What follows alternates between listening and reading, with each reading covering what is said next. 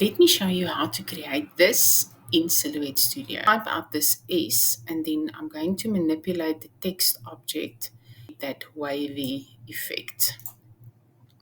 So when you manipulate it a bit, you'll get that effect that we're going to use.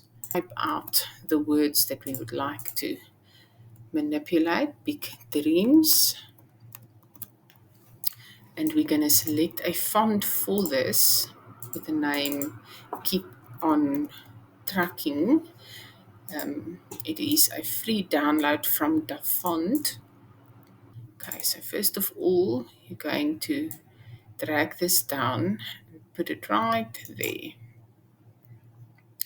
Then you can use the character spacing in your textile panel to create a bit of a gap between the letters. Then the dreams part of it, we're also going to do the same thing, but we're going to use this slider to slide it down so that it's underneath but that it follows the same wave.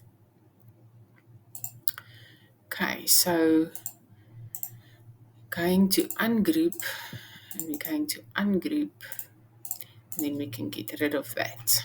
This part, we're going to create an offset like that.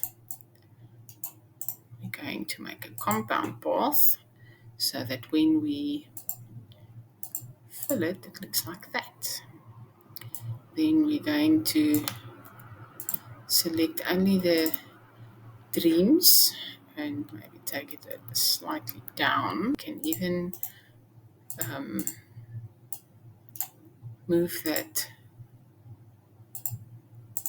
G slightly closer like that, and we can zoom in,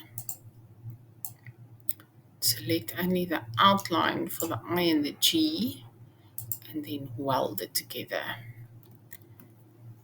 That's perfect.